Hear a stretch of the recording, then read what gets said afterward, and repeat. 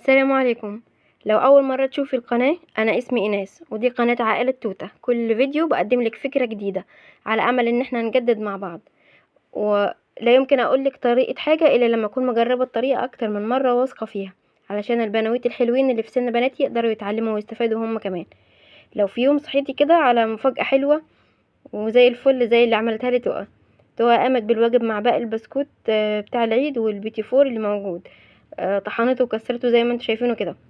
فكان لا يمكن ان انا ارميه، كنت عايزه اجدده واعمل بيه حاجه، فقلت اعمل له اعاده تدوير واعمل منه حلويات كده كل اللي يدوقها يقول عليها بسم الله ما شاء الله. كل اللي اكل منها شكر فيها. جبت كان باقي عندي كم حوالي باكو ونص بسكوت من بتاع الاولاد في المدرسه، حطيتهم معاه، قلت استغلهم بالمره. طحنت البسكوت في الكبه كويس وكمان السوداني، وعندي جوز هند.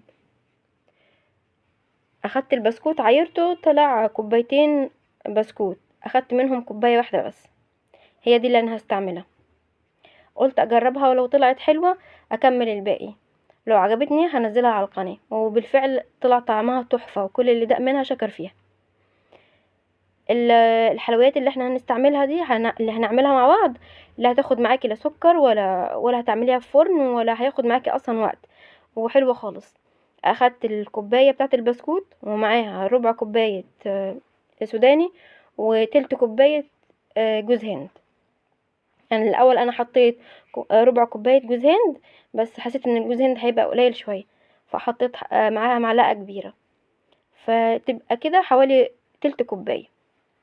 هقلبهم بقى مع بعض واخلطهم كويس، وبعد كده بقى انزل معايا معلقتين سمن كبيرة بدرجة حرارة المطبخ، ولو عايزة تحطي زبدة عادي.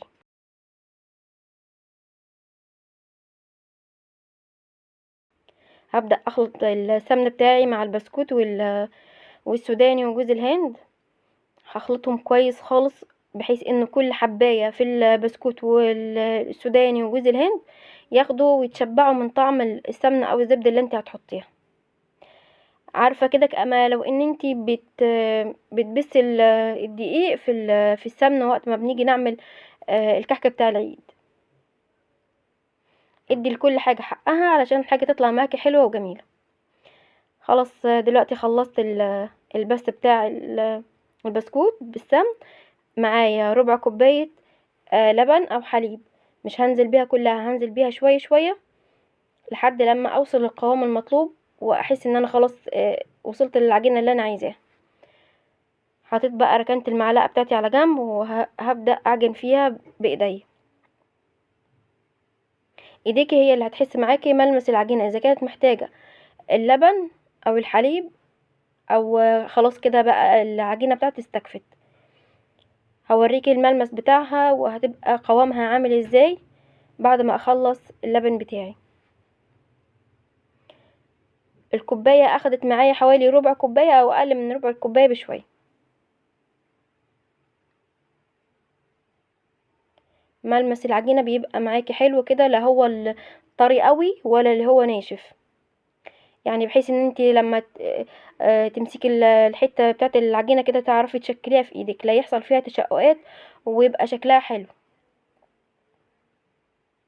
ايديكي هي اللي هتحس معاكي. الحلويات دي طبعا هتبقي كده استغلتي بيها البسكوت اللي موجوده عندك، يعني لما مش بسكوت العيد بس، لا عادي ممكن يبقى بسكوت المدرسه.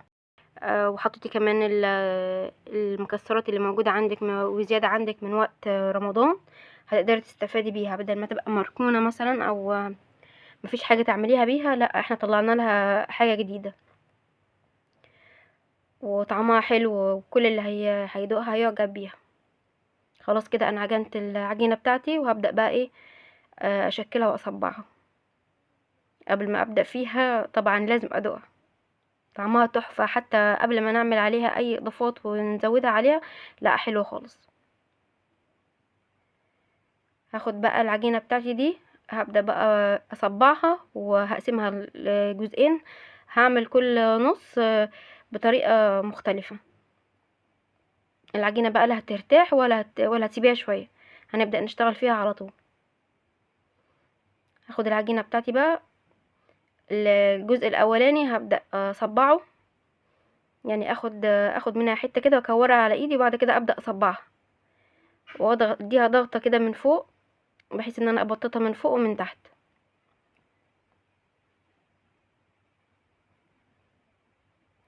بص شكلها حلو ازاي.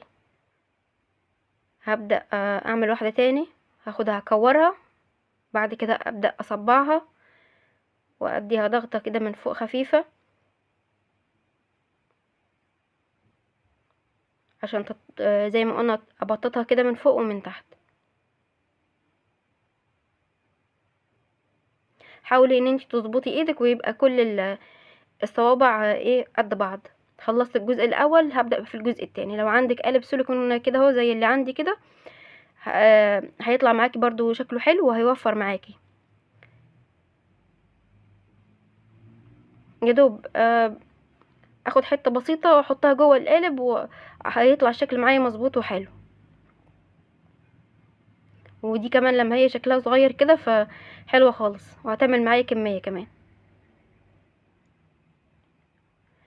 هبدأ بقى ايه اكمل العجينه بتاعتي وتشكيل العجينه مع نفسي كده واخلصها واوريك الشكل النهائي في الاخر.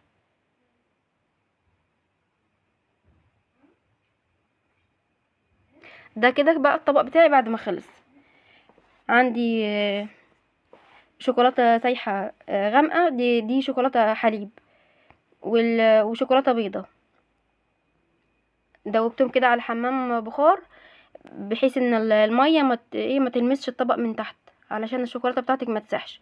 خلي في مسافه كبيره ما بين الطبق اللي انت هتسيحي فيه الشوكولاته وما بين الحاجه اللي انت حاطه فيها الميه بتاعتك. انزل بالبسكوت بتاعي جوه الشوكولاته واقلبها فيها، وبعد كده اطلعها على ورقه زبده او كيس علشان خاطر ما تلزقش فيها. ما تحطيهاش كده منها للطبق علشان خاطر ما تلزقش، والشوكولاته اللي تبقى من تحت تلزق في الطبق. هاخد بقى البسكوت بتاعي كده واحطه شويه في التلاجة عبال ما ايه الشوكولاته تمسك شويه. طلعته من التلاجة، بصي بقى عامل ازاي الشوكولاته بتاعتي جمدت عليهم وبقت ماسكه عليها.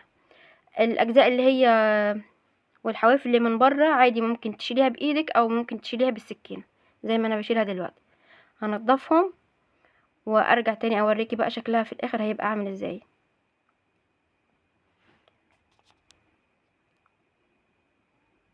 الشوكولاته بتاعتي ممكن شوكولاته لما تسيحيها كده بتزودي معاها معلقه زيت علشان خاطر ان القوام بتاعها ما يبقى خفيف شويه، ما يبقاش تقيل.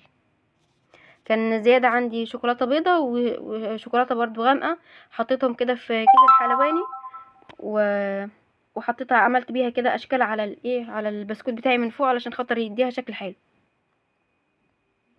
هي دي بقى البسكوته بتاعتي في الاخر. هوريكي دلوقتي هنفتح بسكوته مع بعض، هوريكي شكلها من جوه هيبقى عامل ازاي.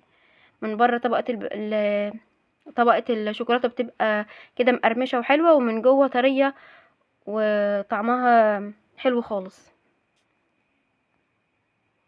كل اللي هيدوقها مش هيصدق ان دي اصلا كان بسكوت العيد او بسكوت المدرسه وانتي غيرتيه. لو عجبك الفيديو متنسونيش في اللايك والشير وسبسكرايب. مع السلامه.